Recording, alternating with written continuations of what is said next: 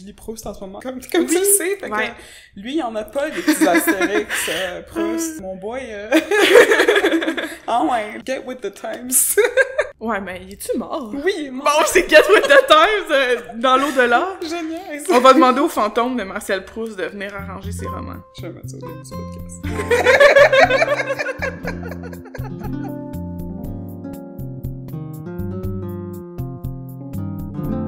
Allô Amélie! Allô, Elena! Bienvenue au balado Franchement littéralement. Aujourd'hui, on va discuter de La banalité d'un tir de Mali Navia. Vraiment excitant comme lecture. Fait qu'on va embarquer direct. Ah! Let's go! J'ai trouvé ce livre-là à la bibliothèque. C'était une des nouveautés, je l'ai trouvé très récemment. Bon, récemment, je sais pas si ça veut dire quoi, étant donné que je sais pas exactement quand est-ce que cet épisode va sortir. Mais... Il y a 5 ans, là! Mais c'est ça, j'ai trouvé dans les étals de nouveautés. Parce que ce livre, donc, date de 2023. Et je l'ai rapporté chez moi. Je l'ai lu, je pense, en comme 4 jours. Et j'étais genre, je suis obsédée. Amélie, il faut qu'on lise ça ensemble. Ça suit très bien, ça suit très bien. Vraiment. Fait que je l'ai relu dans l'espace de 3 semaines. Ce qui était très cool. Je suis pas mal sûre que je l'ai fini vraiment rapidement aussi. Ouais. Ben, toi, tu lis généralement très rapidement aussi, fait que... Je ne suis pas un beau barème. Je suis sûre que tu pourrais finir ça en comme 2 heures, là, honnêtement, si tu voulais. Il y a combien de pages? Je lis à peu près 100 pages à l'heure. Oh my god. Il y a 194 pages de texte. Puis c'est assez aéré quand même comme livre, fait que moi je pense qu'en 2 heures, Facile. j'avais fini ça, là! Facile! Et donc, on va vous parler de ce livre-là aujourd'hui parce que, ben, on l'a trouvé très touchant, toutes les deux. Ouais. Et on aime beaucoup le point de vue de l'autrice, on aime beaucoup son histoire, on veut la partager avec vous, puis on espère que vous allez aimer ça tout autant que nous. Oui! À chaque fois. À chaque fois. On veut que vous adoriez ça. Sinon, on a mal fait notre job. Donc, qui est Mali Navia? Bonne question. Dans le fond, elle est née en 1988 à Montréal, donc elle est un petit peu plus vieille que nous, mais pas tant que ça. C'est une millennial. Elle aussi. Donc, elle a un père colombien, une mère canadienne. Elle a un diplôme en communication de l'Université Concordia et une maîtrise en création littéraire de l'Université du Québec à Montréal. Allô, Lucas, mon université. Ça, piquant. Donc, un peu comme Camille Redmond-Prudhomme qui était dans le milieu littéraire, là. Mali Navia aussi, fait que je trouve ça tout le temps le fun quand les gens qui connaissent bien la littérature écrivent un livre. Ouais. Ça fait tout le temps tout le temps. Souvent des bons résultats. On va se garder un petit gêne pour le tout le temps. Ouais. Sinon, elle travaille comme recherchiste pour plusieurs productions télévisuelles, radiophoniques. Elle travaille aussi à l'écrit pour Urbania et Elle Québec, par exemple. La banalité d'un tir est son premier roman, puis comme Elena a dit, c'est un roman de 2023. Donc, il y en aura peut-être plus à venir, mais pour l'instant, cette année, c'est son premier roman. Puis il a été finaliste pour 2 prix, le prix des libraires du Québec 2023 et le prix Nouvel Apport Métropolis Bleu. Je connais pas ça. Moi non plus. Wow. Conseil des arts de Montréal. OK. Un nouveau prix que j'ai jamais entendu parler, mais... C'est le fun, on apprend des choses. Ouais, voilà. Et elle a un site web que je suis allée visiter. Ouh. Vraiment cute, je sais pas si tu l'as vu. Non, je l'ai pas vu. C'est super simple, c'est son nom, malinavia.com. malinavia.com. On va le mettre dans la barre de description. Merci. Puis c'était vraiment cute. Selon son site web, elle disait qu'elle était rédactrice, journaliste et recherchiste. Puis elle a écrit « Je crée des histoires et trouve les mots justes. » Et je trouvais ça vraiment cute et vraiment parfait pour le livre qu'on va discuter aujourd'hui. Ah, j'ai des frissons, genre. C'est ses propres mots, là. Et sur son site web, elle a une petite section blog où elle a justement d'autres petites histoires. Je les ai pas lues. Puis ces histoires, ils datent d'avant 2020. C'est pas de la semaine dernière, mais c'est quand même récent. Puis il y en a peut-être une dizaine là, qu'on peut aller voir. Fait que je vous encourage. Si vous lisez La banalité d'un tir, vous aimez son écriture, allez visiter son site web. Ou l'inverse, si on pique votre curiosité, mais vous voulez voir un peu son style d'écriture, allez voir son site web, lisez ses petites histoires, puis peut-être que ça va vous encourager à lire le roman. Voilà. Ah, c'est intéressant. Moi, je suis sa page Instagram, puis je pense qu'elle publie un petit peu des histoires là-dessus aussi. Genre, elle fait de la promotion donc, de son blog, puis de ses articles dans Urbania, etc. Là. Cool. J'étais assez étonnée quand je suis allée voir sa page Instagram, d'ailleurs. Aucun lien, mais c'est une page privée. Ce qui est plutôt rare pour des auteurs publiés, mais je pense que peut-être que c'est récent, justement. Étant donné que le livre est récent, peut-être qu'elle va le rendre public, ou peut-être pas. En tout cas. Ou peut-être que ça a été l'inverse. Son livre a été hyper populaire, elle a eu tellement de gens qui l'ont suivi qu'elle a été comme overwhelmed. Puis là, genre, je veux être sûre que les gens qui me suivent, c'est pas n'importe qui. Non, ça se peut, les gens font ça des fois. Fait que, ça a du sens. T'as le droit à ta vie privée, au Mali. Oui! Donc, ça veut dire que toi, tu as fait une demande puis elle a accepté? Ouais. Ah. Elle a trouvé que t'étais legit. Ouais, c'est ça, mais ça fait quelques semaines de ça, là. C'était quand j'ai fait la première lecture du livre, puis que j'ai été écouter la playlist, genre, c'est qui cette fille que j'adore? Ok, aparté. Oui. Il y a une playlist à la fin du livre La banalité d'un tir, qui est donc associée à la lecture. Elle propose donc d'écouter cette petite playlist de 30 chansons, qui est aussi publiée sur Spotify d'ailleurs, donc si jamais vous voulez aller l'écouter en même temps que vous faites votre lecture, faites-le. Oui! Et donc, j'avais vu la playlist, j'adore ces chansons-là, il y avait des chansons là-dedans que j'avais déjà entendues, puis j'avais jamais retrouvé la chanson. Et j'étais comme, ah! C'est ça! Ah, ça, c'est le fun! Ouais, genre le Amanos Gutiérrez, j'étais genre, oui, merci!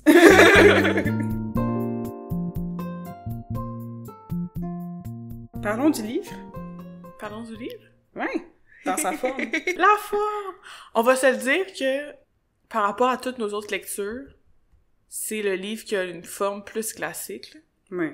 Dans mes notes, j'ai écrit « Il y a des guillemets, point d'exclamation, il y a des incises, point d'exclamation », parce que c'était pas le cas dans les autres lectures qu'on a faites. Ben, des guillemets peut-être, là, mais je veux dire, des dialogues vraiment écrits d'une façon plus classique. Ça m'a bien fait rire. Sinon, c'est quand même des petits chapitres. Il y a des lieux, des dates et des titres avec les chapitres. Donc, ça te situe vraiment, tu sais de qui ça parle, où ça se passe. Ouais, c'est ça.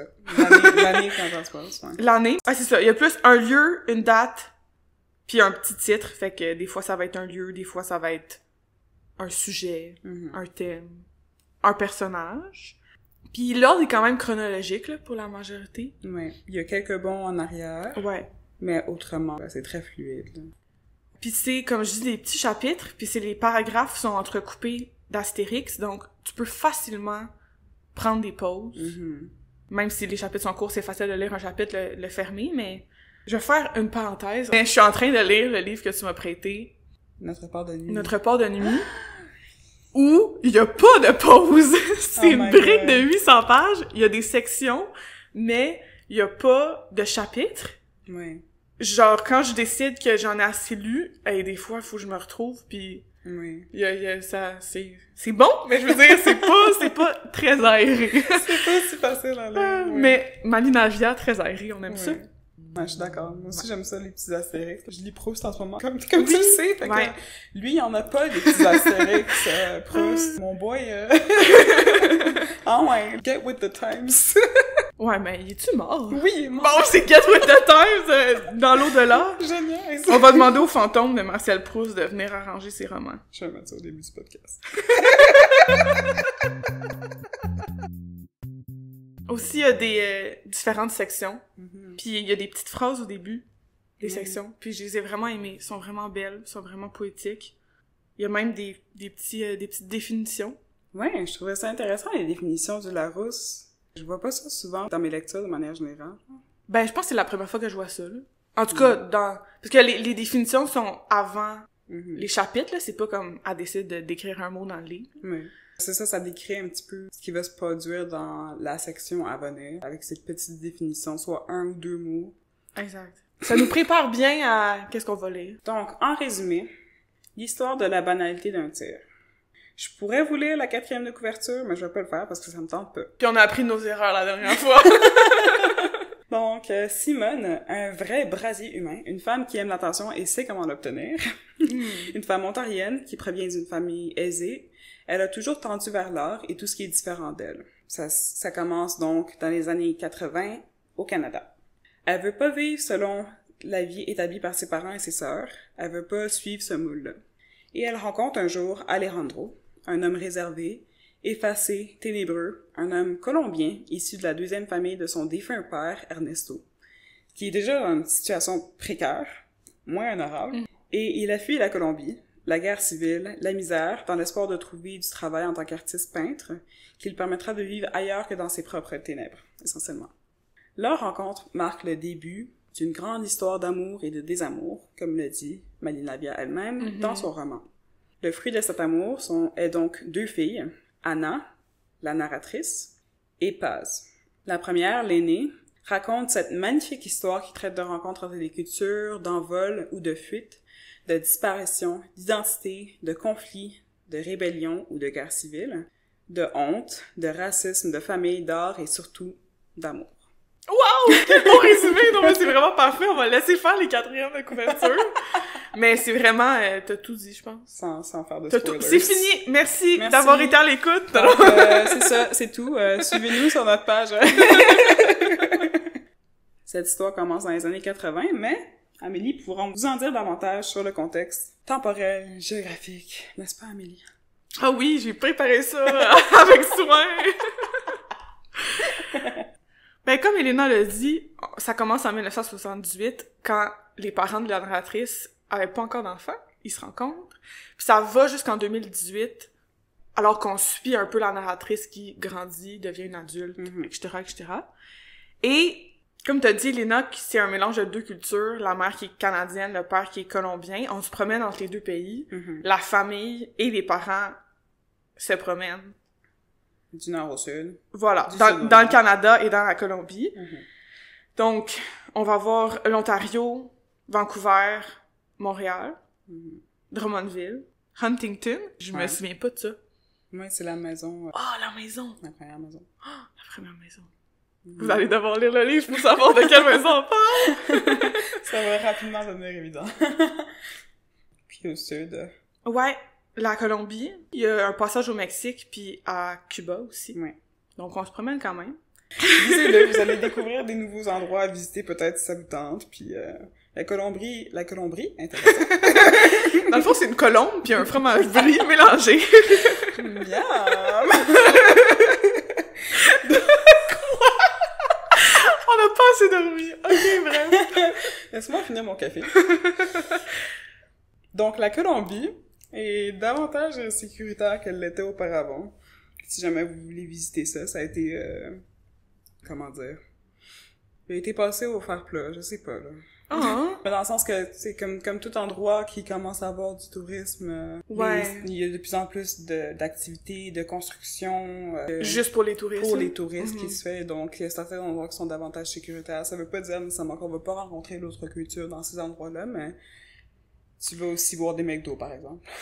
Ouais, puis je trouve ça un peu, dommage. Tant mieux si c'est plus sécuritaire, mais je veux dire, tu sais, quand tu t'en vas dans un tout inclus, tu sors pas de ton petit nid, t'es pas vraiment...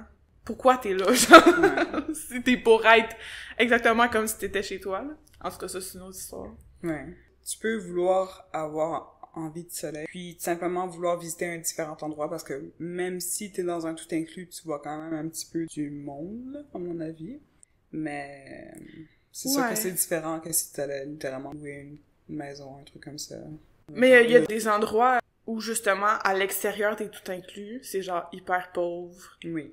Pis t'es comme... C'est un peu malaisant. Il me semble que quand je suis allée à Cuba, justement, quand j'avais comme 13 ans, le bus de comme l'aéroport à la place où on restait, c'était comme... On regardait dans les rues, pis on était genre... Waouh! Nous, on s'en va se faire bronzer dans un tout inclus, pis ça, c'est genre le monde autour. Ça, c'était moyen comme vibe, là. C'est flagrant, c'est sûr. Ouais. Mais c'est ce qui va se passer souvent dans les pays du Sud, parce que tu vas voir comme un énorme contraste entre l'endroit où est-ce que les endroits où est-ce que les touristes vont et les endroits, juste à l'extérieur de ça. Puis, si les personnes à vivre de l'argent qu'ils font, du tourisme, si tu participes pas à cette économie-là, t'as très peu de chances de te faire comme assez de fonds pour pouvoir vivre correctement. C'est les personnes, c'est-à-dire les résidents de ces pays-là. Maintenant, ils ont comme besoin du tourisme. Ouais, ça fait partie de l'économie. Genre, j'ai été en République dominicaine, puis c'était ça, genre. Comme la majorité du commerce qui se faisait dans le coin où est-ce que j'étais, là, c'était du tourisme. Alors, la majorité de l'argent qui était fait. Ouf! Ouais. Donc, on va discuter de quelques thèmes importants de la lecture dont on vous fait part cette semaine. La pauvreté, entre autres. Je pense que ça nous fait un petit parallèle avec l'énigme du retour aussi, parce que ça en parlait dans le livre. Définitivement. Dans l'énigme du retour, il y a la pauvreté quand Windsor, le protagoniste, retourne donc en Haïti. Puis là, ben, on peut faire un parallèle très clair entre le nord et le sud. Ouais. Puis comparer l'expérience du protagoniste de l'énigme du retour quand il regarde en face de son hôtel puis qu'il voit toute la pauvreté qui est littéralement à sa porte alors que lui il reste dans son hôtel. C'est la même histoire ou mais même à un degré plus élevé pour la banalité d'un tir puis Mani Navia. On parle de la famille elle-même qui vit dans la pauvreté. C'est pas juste dans leur expérience de tourisme ou bien dans leur expérience de visite au sud, c'est eux-mêmes. Ils sont pauvres. Ils sont pauvres. Au Québec, au Canada, puis en Colombie aussi. Mais comment ils voyagent, alors? Ils peuvent quand même subvenir à leurs besoins de manière générale. C'est-à-dire que, au départ, si je me souviens bien, ils se font de l'argent de leur art ou bien ils trouvent des job-ins ici et là. Ils habitent dans un appartement à Montréal, sur la rue Ontario. Ouais. Où est-ce qu'ils reçoivent tous leurs amis artistes. Ils réussissent à faire de l'argent de leur art un tantinet et d'autres jobs sur le côté. Quoique c'est difficile parce que tous les deux sont un petit peu comme... pas obstinés, mais un peu comme ça. Ils sont tête durs, ils veulent pas nécessairement vivre des choses que les autres font. Ils veulent vraiment faire de l'art puis pouvoir vivre selon leurs propres termes. Les parents par rapport aux autres? Ouais, c'est ça. Simone et Alejandro, les deux parents de la protagoniste.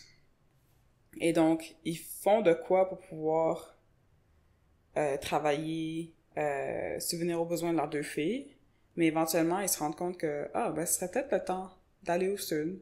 Peut-être que ce serait plus facile de vivre justement là-bas parce que le coût de la vie est beaucoup moins élevé en Colombie par rapport au Canada.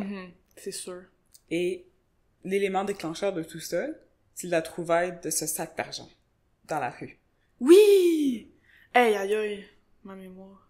C'est vrai! Donc là, ils peuvent se permettre 4 billets d'avion. Exactement. Ah ouais. Un aller, simple. Ouais, parce que ils voulaient pas revenir à la base. Ben, c'est-à-dire que, je sais pas s'ils voulaient pas revenir à la base, mais ils voulaient au moins que leur fille voie l'autre côté de leur propre origine. C'est-à-dire qu'elles sont à moitié colombiennes, à moitié canadiennes. Oui, c'est juste parce que Anna, la narratrice, elle raconte que son père lui avait acheté son uniforme d'école, elle était prête à aller à l'école. Finalement, elle n'est jamais allée, ils sont retournés au Canada. Ouais, ben, elle est allée, mais ils sont pas restés longtemps. Ils sont pas restés longtemps. C'est ça. Je sais pas si c'est un spoil. Spoiler alert! Genre, c'est un peu difficile de parler de ce livre-là sans parler du livre. C'est ça. On va faire un effort pour ne pas tout vous révéler de l'histoire. Je pense que, justement, contrairement aux autres qui avaient aussi beaucoup plus de poésie, c'était beaucoup plus facile de parler d'extraits qui nous avaient plu, de thèmes par rapport aux poèmes qu'on avait lus, mais là, c'est vraiment une histoire continue.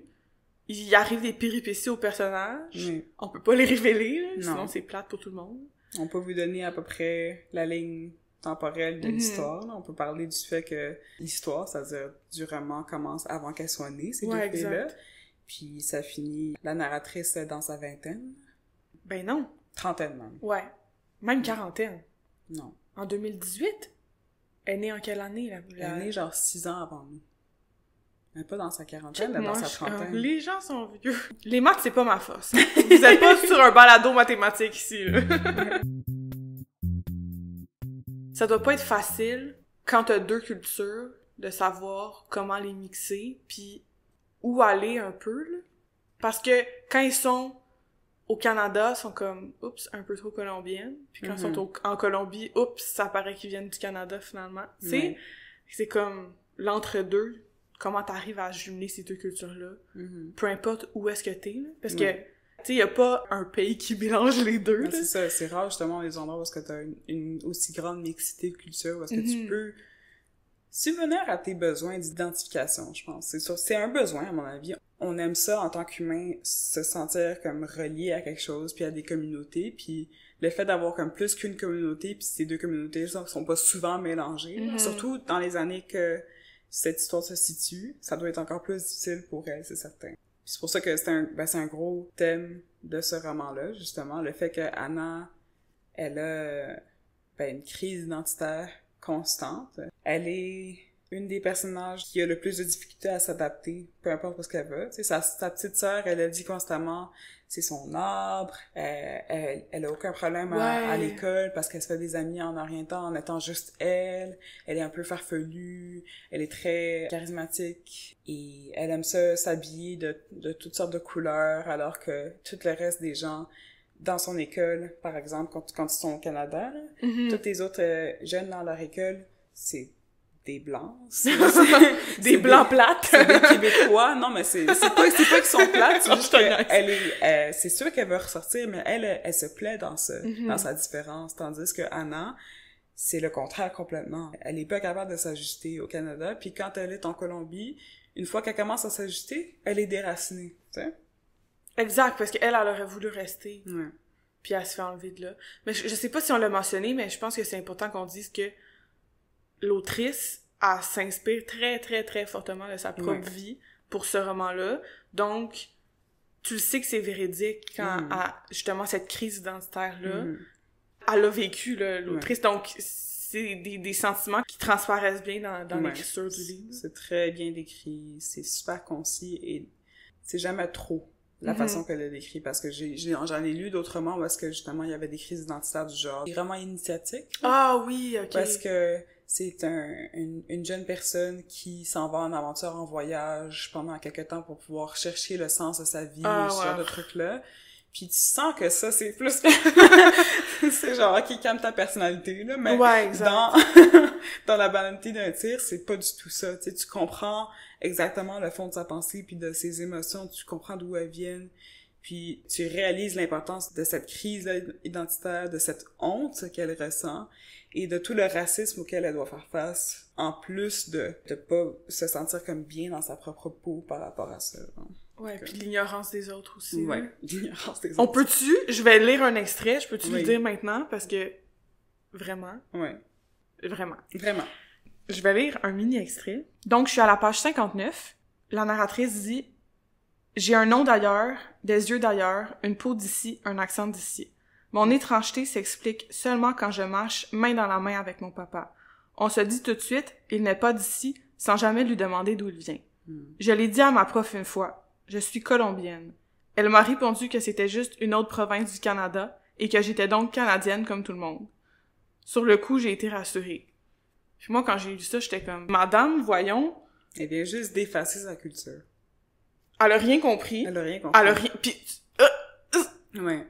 C'est genre, à cet âge-là, elle parle de sa prof, fait qu'elle était jeune à l'école. Quand justement, déjà, à cet âge-là, elle essayait de se retrouver dans ces deux cultures. Puis tu te fais dire ça. Ouais. Non, moi, ça m'a choquée. J'ai écrit « ignorance » avec 3 points d'exclamation sur mes notes, parce que j'en revenais juste pas. C'est de l'ignorance, c'est du racisme, c'est de l'effacement des cultures, puis ça, genre... C'est, oui, gros my bad de la part de la prof, là. Je suis vraiment désolée que Anna ait subi ça.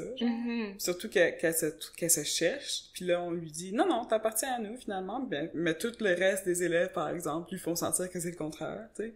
Elle a discuté à se faire des amis, puis tout ça, à cause de ça, puis à cause de son propre sentiment d'altérité. Ben, puis surtout, si elle a dit à sa prof, je suis colombienne, elle était comme, ça, c'est mon identité. Regarde, moi, je me sens colombienne parce que je le suis, je m'exprime, puis là, la prof est genre, la Colombie-Britannique, t'es au Canada comme tout le monde. Tu sais, c'est n'importe quoi.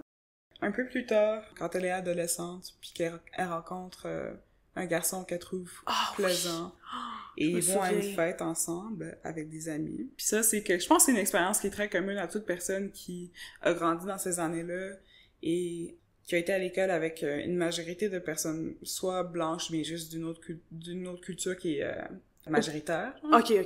Où est-ce que les gens te disent qu'ils pourraient t'apprécier, qu'ils te font des affaires parce qu'ils sont curieux, mais au final, ils vont t'ignorer. C'est cette scène-là, justement, parce que ce personnage-là lui donne l'impression qu'il y a un espoir entre eux. Elle adore ce gars-là, elle l'idolâtre, elle trouve que il est original parce qu'il vient de Montréal et eux, ils vivent à Boucherville à ce moment-là. Elle trouve que peut-être que lui, il comprendrait ses histoires à elle parce qu'elle a voyagé étant jeune et lui aussi, il a voyagé étant jeune et pourtant, ça a pas contribué au sentiment de ce personnage-là, de ce gars-là, de faire comme, ouais, dans le fond, t'es juste une fille qui a vu du monde, puis qui vient d'ailleurs, et qui a une identité différente, et je te valorise pour ça. Il a agi comme tout jeune garçon de cet âge-là, durant ces années-là, où est-ce que comme, ah ouais, la fille brune, elle cute de loin. Ouf! Tu sais? Bref, ça, je l'ai senti dans ma chair, j'étais comme, ah, Ouais. maudit arnaque. Ah. Fait que c'est plein de petits enjeux comme ça qui sont démontrés surtout dans son adolescence et dans sa jeunesse, qui contribuent à ce sentiment d'isolation puis cette crise d'identité. Puis ça mène comme à un sentiment de honte. Ce que j'ai trouvé vraiment le plus triste dans ce roman-là, c'est la honte qu'elle éprouve d'être elle-même. C'est la honte qu'elle éprouve d'avoir un père colombien qui est aussi en marge de la société juste par sa personnalité puis par la couleur de sa peau, par la pilosité de son visage aussi. Il y a plusieurs... Il est poilu! Il est poilu! Ben, il y a plusieurs extraits parce que, justement, elle parle de comment est-ce que les autres perçoivent son père. Et comme, il voit que ses cheveux sont longs, il voit qu'il a une grosse barbe et ils osent pas l'approcher. Les gens trouvent ça épeurant. Ouais, il le regarde comme s'il avait une question en tête, comme s'il voulait lui poser une question, mais ils disent jamais rien, tu sais. C'est comme voir le Québec sur le bord de l'ouverture, parce que tu sais qu'il y a des personnes qui viennent pas nécessairement, ils sont pas québécois de souche, entre gros guillemets. Gros guillemets. Et que ces personnes-là sont curieuses de ton autre culture, mais ils savent pas comment t'approcher, ou bien ils ont encore peur. Puis c'est ça le racisme, de manière générale. Comme quand les gens veulent toucher tes cheveux. Oui, ça... En tout cas... Non, mais c'est ça, les gens, ils sont curieux, mais c'est comme, t'es un humain, là. Oui. T'es pas une bête de foire, là. T'es pas là pour être un élément intéressant à observer. Oui, t'es pas un animal de foire. Ben, c'est ça. T'essaies de vivre ta vie tranquille, puis... C'est ça qui est le fun des autres cultures. Tu devrais pouvoir les célébrer, pouvoir poser des questions, puis si la personne te semble vraiment comme une culture que tu connais aucunement, pose des questions. Si ça l'offense, il va te le dire, là. Je pense pas que ça va résoudre quoi que ce soit de juste comme observer quelqu'un genre de loin puis attendre ce que cette personne-là qu'elle comprenne que t'es intéressé. Genre, juste parle. Faites quoi, genre. Juste tant que c'est pas comme... C'est ça. Reste dans le respect, ouais, puis c'est ça. si jamais ça passe moins bien, la personne va te le dire. Ben, c'est ça. Puis ça va Bien, juste... tu vas le sentir. C'est ça. Ben, c'est ça, tu vas savoir, oups, j'ai peut-être dit quelque chose qu'il fallait pas Ouais. que je dise, puis t'apprends, puis...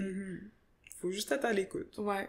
À la fois des indices, donc physiques, du langage corporel, et de ce que la personne te dit, comment est-ce qu'elle va te répondre à l'oral, ou bien, peu importe. Hein. Puis tu peux aussi juste avoir des conversations normales. Oui. T'es pas obligé de parler de « Ah, tu viens d'où? » Ouais, c'est ça.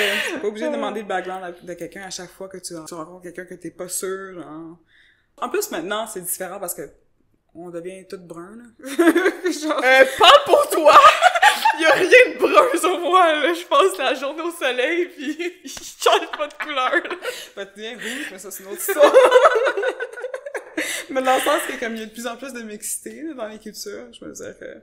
Aussi, on est choyé à Montréal pour ça, là, mais je parle de... Pour faire référence à une vieille blague que j'ai entendue, je pense, au secondaire, comme quoi, genre, dans quelques années, on va tout être brun parce que tout le monde pèse avec tout le monde. Wow! Ok, je comprends dans ce que tu veux dire. dans ce sens-là, genre, on appartient tous à la même planète. Fait que, Ouais. regarde, juste, Voilà. on peut parler n'importe quoi ensemble. Puis si c'est un sujet qui rend une personne inconfortable, ben elle va le dire. Puis ça finit là. J'ai aimé cet aspect-là de rencontre entre les cultures de manière générale dans le livre. C'est quelque chose qu'on retrouve aussi dans l'énigme du retour. Puis ça transparaît à travers les langues. Il y a le fait que dans ce roman-ci, la banalité d'un tir, on parle français, anglais, espagnol à la fois. Puis dans l'énigme du retour, il y a surtout du français, il y a un peu d'anglais aussi qui glissait, mais je vais mettre l'accent sur la banalité d'un tir, là. Mais aussi dans On a tout l'automne, où t'as du français, de l'anglais, puis des langues autochtones. Exactement. Ouais, on a tout. Fait que c'est le fun de pouvoir voir des cultures qui se mélangent comme ça, de pouvoir apprendre quelques mots d'espagnol en même temps que tu fais ta lecture. Parce que honnêtement, c'est la réalité de plein de monde. Là, elle avait un parent canadien puis un parent colombien, mais tu pourrais avoir deux parents colombiens qui ont immigré au Canada, puis tu te poses des questions quand même. C'est ça. On a oublié de mentionner quelque chose de très important. par rapport à la mise en situation de ce roman-là, ça commence avec la disparition du père. On commence... Oh dans my dans le god! futur. C'est genre ça le livre! Oups! Donc, désolée. Ben, c'est correct, là, on voulait pas trop spoiler, mais... Oui, mais au final, tu sais, elle le spoil elle-même, là. Oui, oui. On commence dans l'attente de, parce qu'on sait dès le départ, donc, que le père disparaît. Donc, un autre rapport avec les lignes du retour qui parle d'une figure paternelle absente, mais à un différent égard, la mise en situation du roman, il commence avec le fait que le père a disparu. Puis là, ça fait quelques années, donc c'est quand la narratrice était à un âge adulte que son père a disparu. Après ce moment-là, après qu'elle ait expliqué cette situation dans un prologue, donc, elle dit que papa a disparu en 2010 à Taganga, en Colombie. Après ça, on fait un retour dans le passé. Et à partir de ce moment-là, on commence en 1986. Et avec ses l'histoire parents. se suit, exactement. Donc, cette disparition du père, je trouvais ça super intéressant, qu'on puisse faire un parallèle immédiat avec l'inné du retour, mais ça, c'est dans le sens que, genre, elle a grandi avec son père. C'est ça, son père avait une place bien plus importante Oui. que le père du personnage dans l'énigme du retour. Oui. Qui était littéralement absent. Ouais, exact. Fait qu'il est mort, mais c'est ça. Oui. Alors que là, Mhm. son père a disparu, mais là, on voit toute la relation avec ses parents qui évolue tout au long du livre. Fait qu'on s'attache au personnage. Oui. Le père dans l'énigme du retour, on sait pas c'est qui. Aucunement c'est qui. J'ai aimé pouvoir m'attacher à ce père-là. Je me sentais vraiment mal à la fin du roman. Juste... C'est comme... Tu sais qu'il y a une disparition, mais plus ça évolue, plus tu sens comme cet attachement-là. Tu commences à comprendre le personnage du père. Tu t'y attaches. Tu veux vraiment qu'il reste. Mais tu sais qu'est-ce qui s'en vient. Parce que j'aime ça, les romans qui commencent avec La fin. le dénouement comme ça. Oui. Mais moi, je trouvais que j'oubliais quasiment un peu qu'il allait disparaître. Mm. Puis quand ça arrivait, j'étais comme non! Ouais. Non, moi, je l'ai jamais oublié. Plus elle parlait de sa propre honte par rapport à son background, par rapport à son père, qui est colombien, puis qui stick out like a sore thumb, qu'on remarque partout. Plus je me souvenais de ce moment-là, comment est-ce qu'il disparaît en 2010, puis genre, non, tu devrais juste l'apprécier, tu devrais juste en profiter, puis je me sentais mal. C'était triste. Oui, c'était très triste. Mais c'était super bien écrit. Beau mais triste. Un peu comme on disait avec On a tout l'automne, c'était doux mais triste. Oui, c'est ça. On aime ça les affaires. Douce et triste, ça a l'air, entre nous deux. Là. Puis encore un parallèle. Ben, je pense qu'on l'a déjà dit, mais t'as un peu ça, le parallèle du retour. Oui. Parce qu'il retourne en Colombie, mais il retourne au Canada, puis ça Oui. marche dans les deux sens. Oui. Et comme, la maison est des deux côtés. Mhm. Est-ce que tu retournes chez toi quand tu changes de pays, mais tu retournes aussi chez toi quand tu reviens Oui. d'où t'étais parti? Fait que comme, ta maison est où? Oui. Ça contribue comme au sentiment de déracinement, le fait qu'elle trouve pas son chez-soi, nécessairement, en étant entre deux endroits, entre le nord et le sud, entre vouloir être colombienne et vouloir appartenir aussi parmi les Québécois, Québécoises. C'est quelque chose que elle-même, elle a la difficulté à s'y adapter, puis le fait que leur famille soit pauvre aussi, ça aide pas. Peu importe ce qu'ils font, ils ont pas nécessairement assez d'argent pour pouvoir participer à la vie d'habitude. Genre, il y a plein de petits épisodes quand elle est plus jeune, par exemple à l'Halloween, parce qu'elle veut être un ange, puis son père décide de lui faire des ailes, parce qu'il est artiste, puis c'est son truc. Et elle est comme, non, je veux celle du Jean Coutu, je veux celle de la pharmacie qui ressemble à celle que tous les autres jeunes enfants vont avoir. Puis là, gêné, il lui amène ses ailes, puis elle est comme, Ouais. papa, C'est étouffant. non, genre... Ouais. Mais il y a quand même plein de beauté juste de faire ça. Je suis sûre que c'est des affaires difficiles parce que t'as pas le recul pour comprendre tout l'amour qui vient derrière ces gestes-là, là, quand t'es jeune. Mais en général, on est ingrat. Oui, Étant jeune. exact. Surtout que si tu vis dans la pauvreté, Oui. t'es comme, t'en veux un peu à tes parents, jusqu'à temps que tu comprennes que souvent, il y avait pas le choix. Ouais, c'est pas de leur ressort. Exact. Les bons parents font toujours de leur mieux pour te rendre heureux, sans que ça paraisse trop, qui sont dans une situation difficile. Mais il y a plusieurs, donc, petites affaires lumineuses que j'aimerais aussi noter, là. Oui. J'ai aimé bon, évidemment, elle-même, la narratrice, la protagoniste, elle trouvait pas nécessairement sa place pendant longtemps entre ces deux cultures-là, mais moi, j'ai tellement aimé pouvoir voir du français, de l'anglais, de l'espagnol mélangé. Là. Ça m'a rappelé mes autres lectures que j'ai faites récemment, donc d'autrices hispaniques. Je vais appeler ça comme ça parce qu'elles venaient pas toutes du même pays, là, mais... Puis ça m'a rappelé juste de manière générale cette culture, genre espagnole, parce que... hispanique, pardon. Où est-ce qu'il y a beaucoup d'intertextualité, de mélange de la musique aussi à ce qui se passe dans le quotidien. Il y a beaucoup de références à des chansons qu'on connaissait, à des artistes qu'on connaît, puis ça, on peut le voir aussi à travers cette playlist-là qu'elle a mis sur Spotify, là.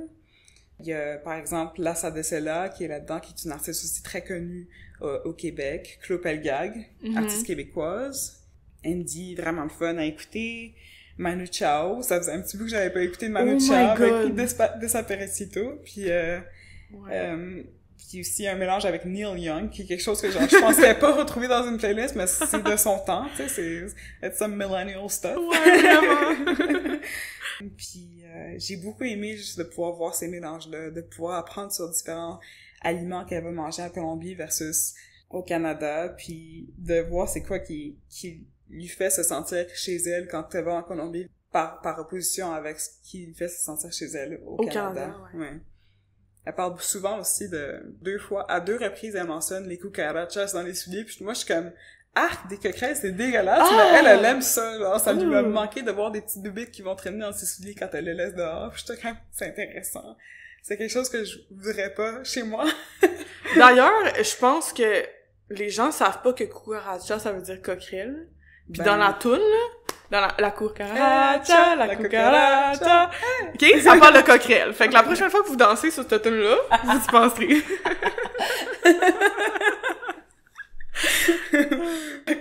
Là, j'ai comme des frissons. Là. Ouais. Pas de coquerelle dans mes souliers. Non. Je pense pas qu'il y Je me souviens, parenthèse sur une coquerelle, je me souviens que la dernière fois que je suis allée à New York, il y a genre vraiment longtemps, j'étais à Times Square, puis je traversais la rue le soir, puis j'ai vu une coquerelle. Ouais. Ils sont genre géantes.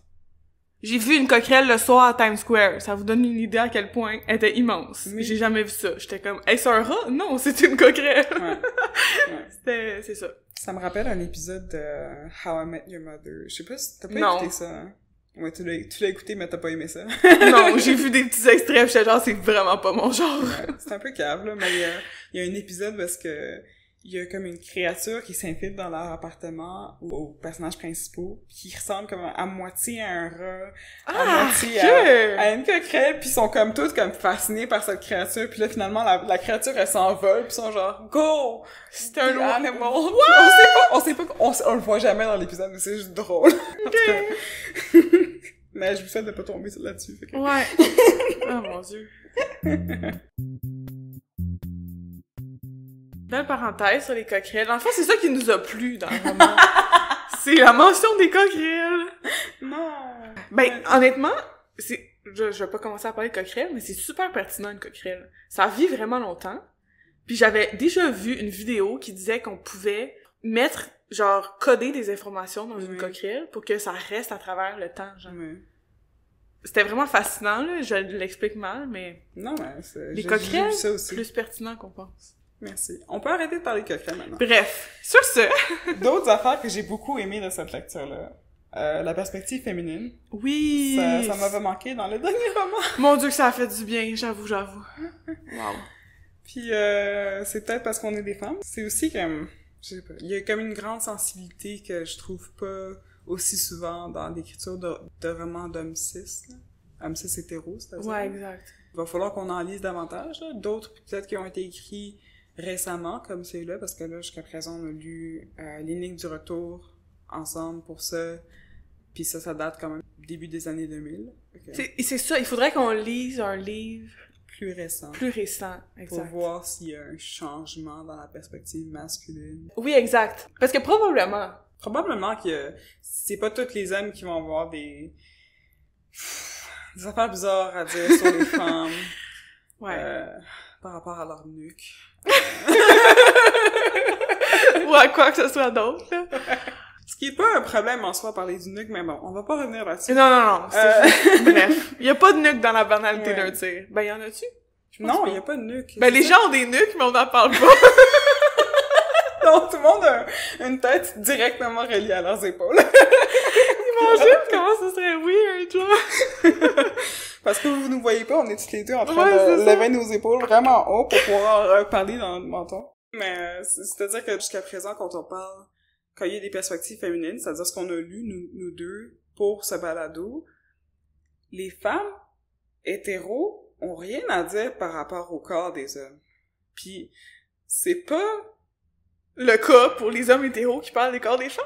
Oui, c'est ça. Puis c'est pas une bonne ou une mauvaise chose. J'aurais pas de problème avec... Les femmes ont aussi le droit de parler des corps des hommes de manière sensible. Respectueuse, comme les hommes devraient aussi le faire.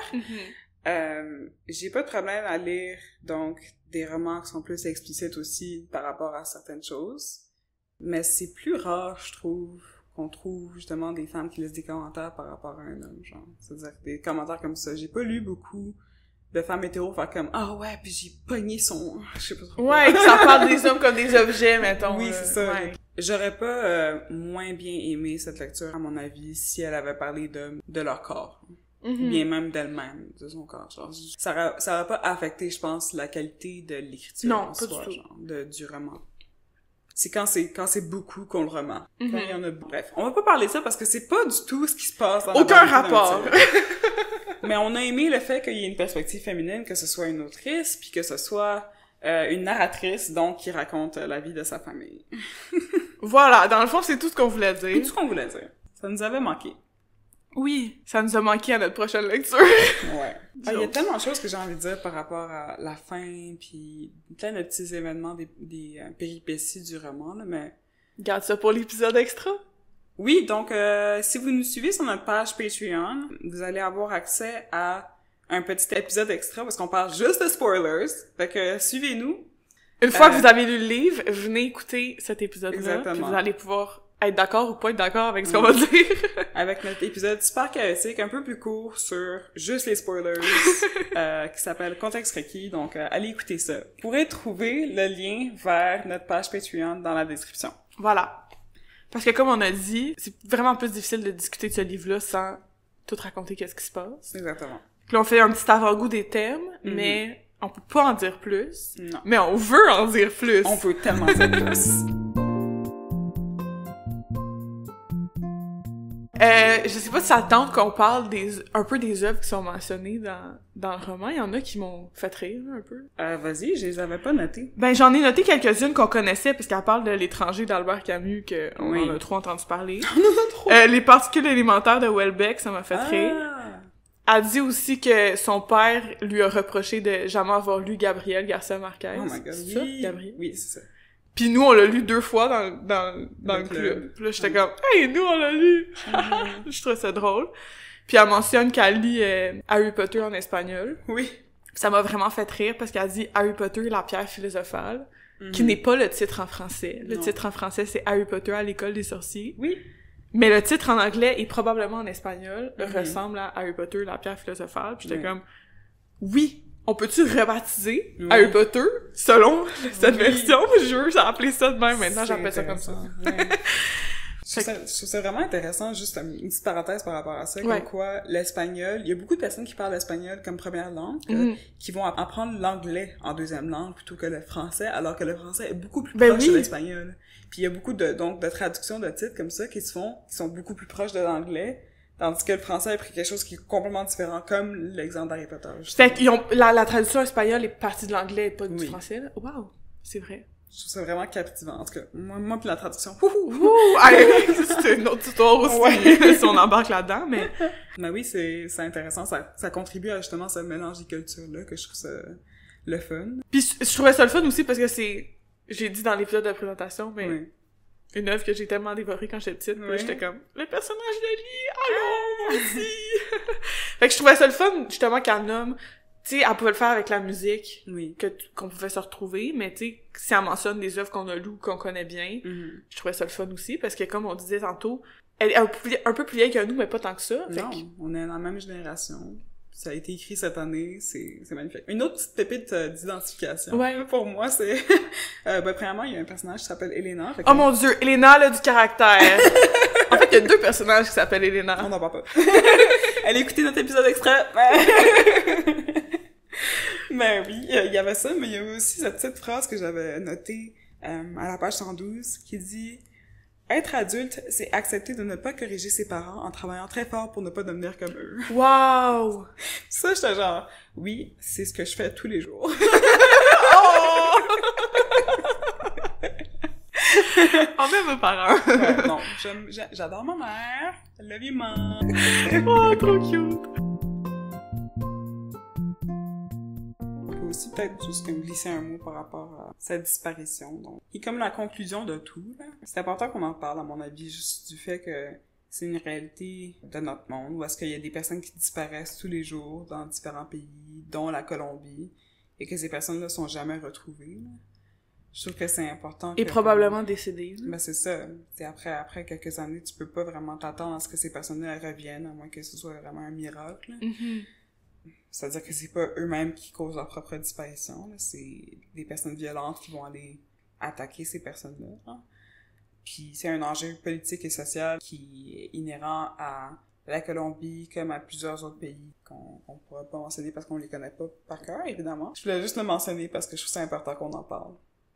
Du fait que ça existe encore, que c'est recherché par des organismes internationaux qui visent à assurer la sécurité de tous et à aider à trouver toutes les personnes qui sont portées disparues. Il y en a des milliers, des dizaines de milliers. Donc, c'est plate parce que ces organismes-là, ils travaillent dans ce but-là, puis la majorité du temps, ces personnes-là sont jamais retrouvées. Tu sais, c'est des portées disparues, et donc je voulais juste le mentionner, puis laisser une petite pensée pour ces personnes-là, pour les familles de ces personnes-là, incluant Ana Lopez dans le livre / Mali Navia, l'autrice de ce roman-là, qui a vécu donc cette histoire-là. Puis ça a fini un petit peu sur une note triste, là, mais je trouve ça important qu'on le dise, là, qu'on parle de Alejandro Navia Lopez, qui est donc le père qui est disparu.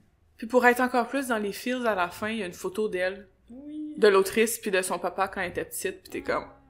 Ça te rappelle un peu que c'est vrai, là? Oui. Ce que tu viens de lire, pis t'es comme... Oui. Tristesse. Quand on se raconte, on peut pas tout dire la vérité tout le temps. Exact, c'est ça. Puis il faut quand même, comme on l'a dit par le passé, exercer un petit peu de bon jugement et de séparer l'auteur et le narrateur. Mais je pense que la façon qu'elle a faite, ça se fait bien parce qu'elle a changé les noms de ses personnages. Oui. Elle ne s'appelle pas Mali Navia dans le livre. Non. Il y a une narratrice avec son propre nom.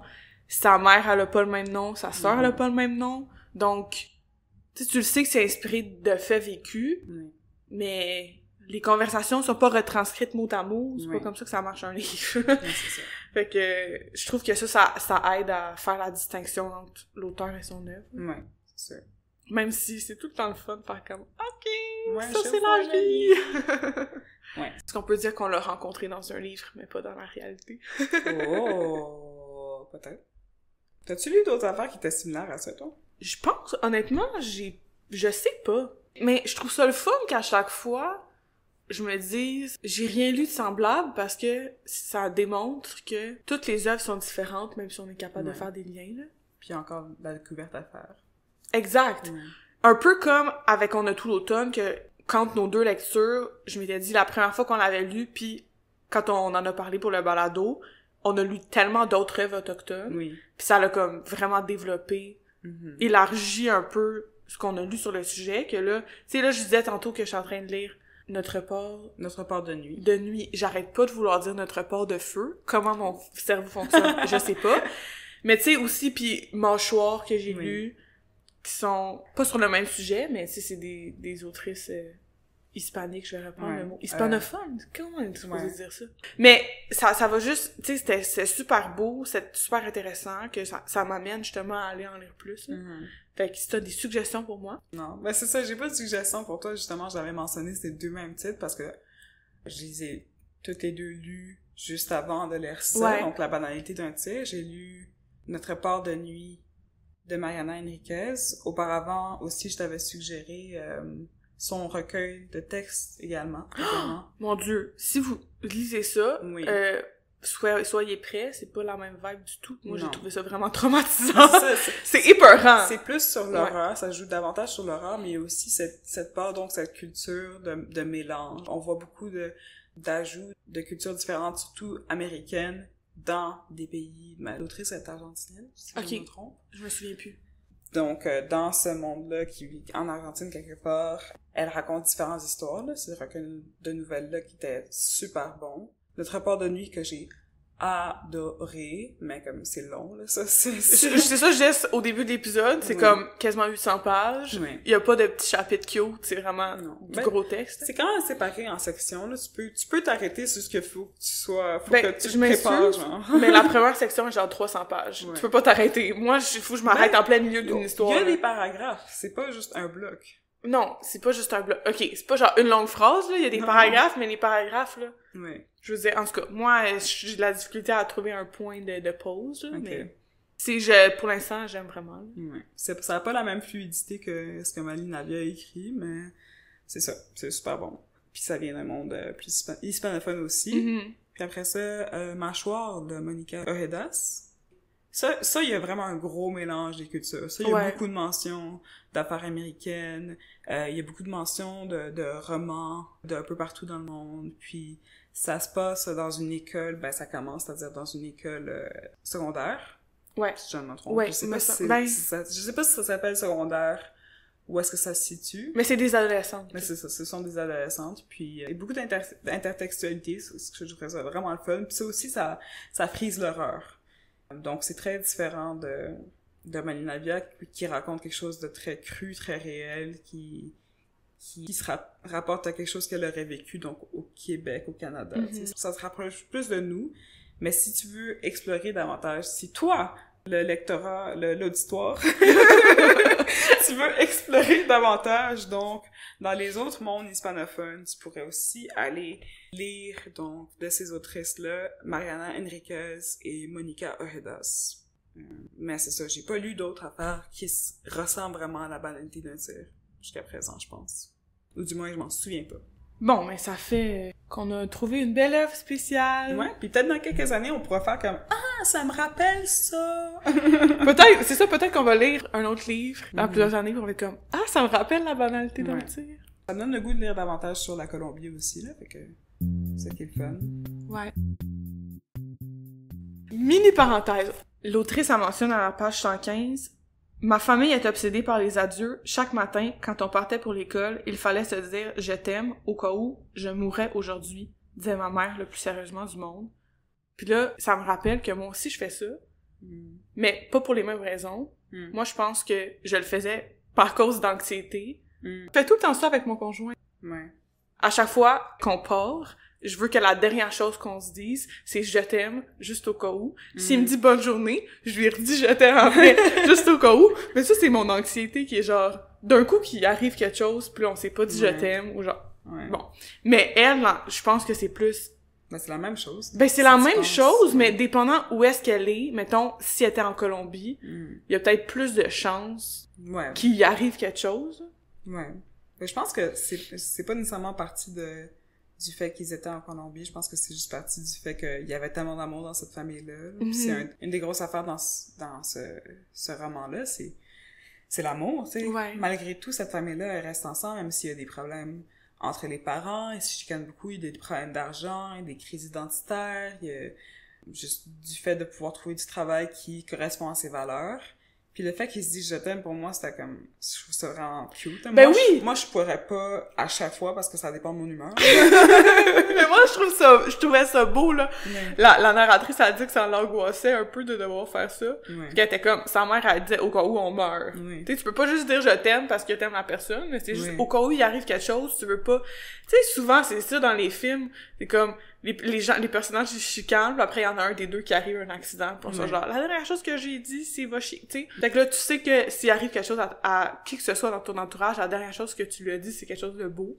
Puis je trouve ça beau justement de se rattacher à cet amour-là que t'as pour ta famille.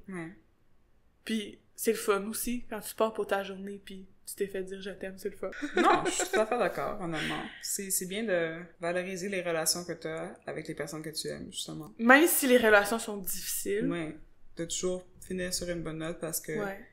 comme ça, ces personnes-là vont se souvenir que tu les aimes. T'sais. Ouais.